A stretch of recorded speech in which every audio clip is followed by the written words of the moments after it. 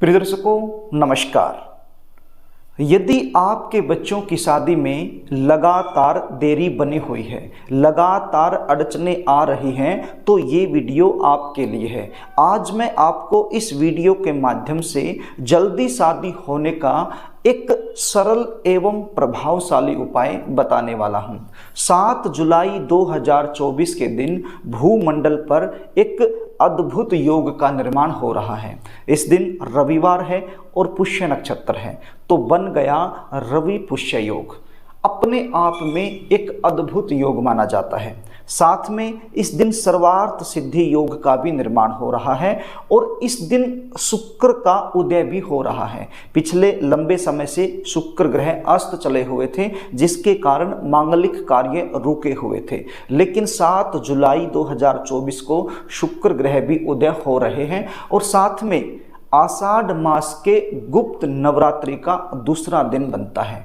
तो कुल मिलाकर के एक अद्भुत योग का निर्माण हो रहा है। और ऐसे अद्भुत योग में यदि आपने मेरे द्वारा बताया गया उपाय कर दिया तो विश्वास मानिए आपके बच्चों की शादी में जो अड़चनें चल रही हैं वो दूर हो जाएंगी।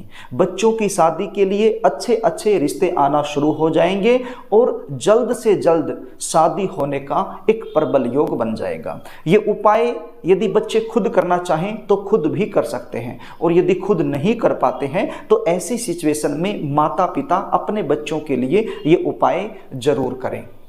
जन्म कुंडली के अंदर शनि, राहु, केतु, सूर्य और मंगल, इन ग्रहों का प्रभाव यदि सप्तम भाव या सप्तम भाव के स्वामी के साथ बन जाए तो फिर बनती बनती बात बिगड़ जाने वाला योग बन जाता है। रिश्ते आएंगी, बातें चलेंगी, लेकिन सफलता तक नहीं पहुंच पाएंगी। देखने वाले आएंगे, देख करके चले जाएंगे। आप इंतजार करते रहोगे उनके रिप्लाई का, लेकिन कोई रिप्लाई आपको मिल नहीं पाएगा। और यदि रिप्लाई आएगा तो पॉजिटिव रिप्लाई नहीं आएगा। कुछ ऐसे रिश्ते आएंगे जो आपको पसंद नहीं है तो आप अपनी तरफ से मना करते रहोगे, और कुछ ऐसे रिश्ते जो आपको पसंद है, आप करना चाहते हैं, तो वो रिश्ता सामने से पक्का नहीं हो पाएगा। तो प्रिय दर्शकों, ऐसे में मन परेशान हो जाता है।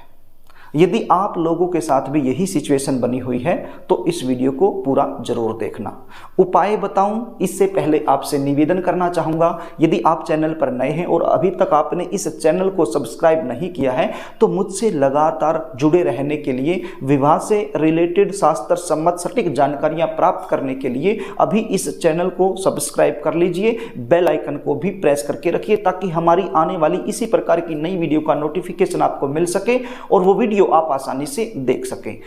प्रिय दर्शकों, ये जो वीडियो अभी आप देख पा रहे हैं, मान लीजिए इसमें से कुछ चीजें आप भूल जाते हैं और दोबारा से ये वीडियो आप देखना चाहोगे लेकिन आपको मिल नहीं पाएगा। यदि आप चैनल को सब्सक्राइब करके रख लोगे, बेल आइकन को प्रेस करके रख लोगे, तो ये वीडियो आपको तुरंत मिल जाएगा। जब भी आप देखना चाहें उसी समय ये वीडियो आपको मिल जाएगा। तो इसलिए कहता हूं चैनल को सब्सक्राइब जरूर कर लेना। तो प्रिय दर्शकों, 7 जुलाई 2024 अद्भुत योग, इसी योग में आपने ये उपाय करना है। और ये उपाय आप सुबह के समय यदि कर दें तो अच्छा है। वैसे तो शाम को भी कर सकते हो, लेकिन सुबह के समय यदि किया जाए तो अच्छा है। यदि सुबह के समय आप नहीं कर पाते हैं किसी कारणवश तो फिर शाम के समय भी कर सकते हैं।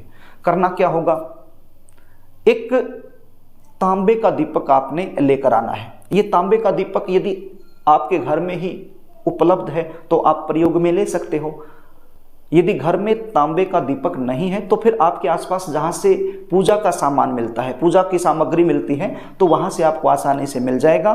ये तांबे का एक दीपक आप अपने घर में ले आइए और इसके अंदर या तो आप घी की बत्ती लगा लीजिए या फिर तिल के तेल की बत्ती भी आप इसमें लगा सकते हैं। तो तैयार करके आप रख लीजिए। बत्ती यदि गोल वाली आप रखें तो अच्छा रहेगा। जो खड़ी बत्ती, गोल वाली बत्ती होती है, वो बत्ती आप ले लीजिए। कॉटन की सहायता से वो बत्ती बना लीजिए, यानी कि रुई की बत्ती आपने बनानी है, खड़ी वाली बत्ती बना लीजिए और इसको तैयार कर लीजिए दीपक को। एक पान का पत्ता आपके पास होना चाहिए और पान का पत्ता बिल्कुल साफ सुथरा होना चाहिए। कटा फटा पान का पत्ता नहीं चलेगा। तो पान के पत्ते पर आपने श्री लिखना है। क्या लिखना है? श्री। कितनी बार लिखना है? अब यहां पर समझने वाली बात है। यदि मान लीजिए आपका जो बच्चा है वो 26 साल का हो गया और 27वें साल में चला हुआ है, तो फिर 27 बार आपने इस पान के पत्ते पर श्री लिखना है। यानी कि वर्तमान समय में आपका जो बच्चा है, चाहे वो लड़का हो या लड़की हो, जिस भी उम्र में चले हुए हैं, उतनी ही बार आपने इस पान के पत्ते पर श्री लिखना है। अब पान के पत्ते पर किस साइड में लिखोगे? जो प्लेन वाला हिस्सा होता है, जो चिकना हिस्सा होता है, उस साइड में आपने श्री लिखना है बच्चे की उम्र के बराबर। अब मान लीजिए आपके पास आपके बच्चे की डेट ऑफ बर्थ नहीं है, तो आपको नहीं पता है कि आपका बच्चा कौन सी साल में चला हुआ है, लेकिन आपको आइडिया तो है ना कि आपका बच्चा कितनी उम्र का हो गया, तो उस आइडिया के हिसाब से भी आप लिख सकते हो।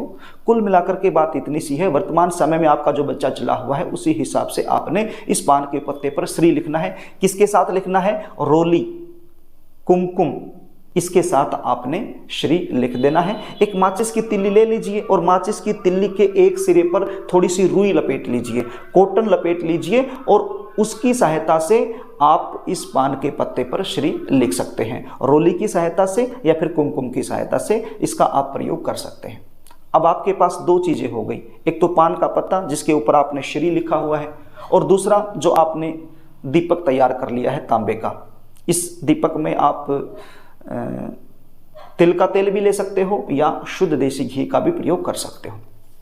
अब ये दीपक आपने जलाना नहीं है, बस तैयार करना है। अब ये दो चीज़ें आपके पास हो गई।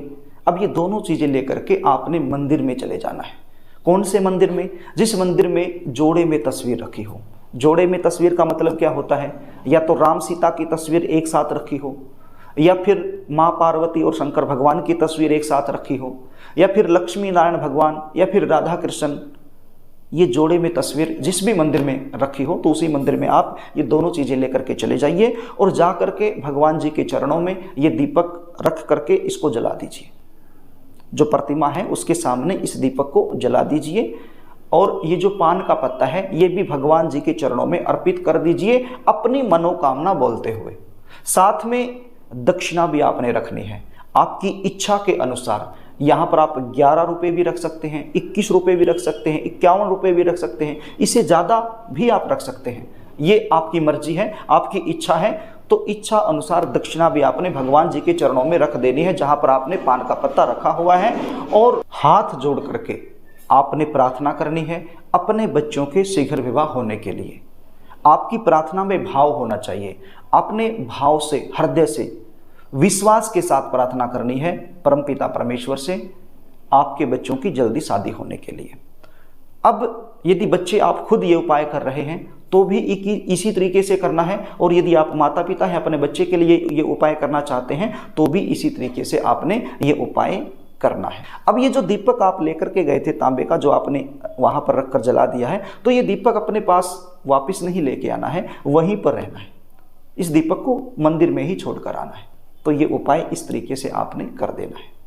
यदि आप अपने बच्चों की जन्म कुंडली का विश्लेषण मुझसे करवाना चाहते हैं, बच्चों की शादी में लगातार देरी चल रही हुई है, उसका मुख्य कारण क्या बनता है ये मुझसे जानना चाहते हैं, बच्चों की जन्म कुंडली के आधार पर जल्दी शादी होने के विशेष उपाय क्या बनते हैं वो आप मुझसे जानना चाहते हैं, शादी कब होगी, कहाँ होगी, कौन सी दिशा में होगी, कैसे परिवार में होगी, शादी के बाद का जीवन कैसा रहेगा, ये सारी जानकारी यदि आप मुझसे लेना चाहते हैं तो बच्चों की जन्म डिटेल लिखकर स्क्रीन पर दिए गए व्हाट्सएप नंबर के जरिए आप मेरे पास भेज सकते हैं और जन्म कुंडली का सटीक विश्लेषण आप मुझसे करवा सकते हैं। जन्म कुंडली विश्लेषण की हमारी फीस होती है, वो फीस आपको पे करनी होती है, उसके बाद संपूर्ण जानकारी आपको दे दी जाती है। तो प्रिय दर्शकों, यदि आपको कार्यक्रम अच्छा लगे तो इस वीडियो को लाइक कर देना, इसको शेयर भी कर देना ताकि किसी ज़रूरतमंद के पास पहुंच जाए और आप पुण्य के भागीदार बन जाएं। और यदि आपने अभी तक चैनल को सब्सक्राइब नहीं किया है तो मुझसे लगातार जुड़े रहने के लिए अभी इस चैनल को सब्सक्राइब जरूर कर लेना। आज के लिए बस इतना ही, आगे फिर मिलेंगे, तब तक के लिए नमस्कार।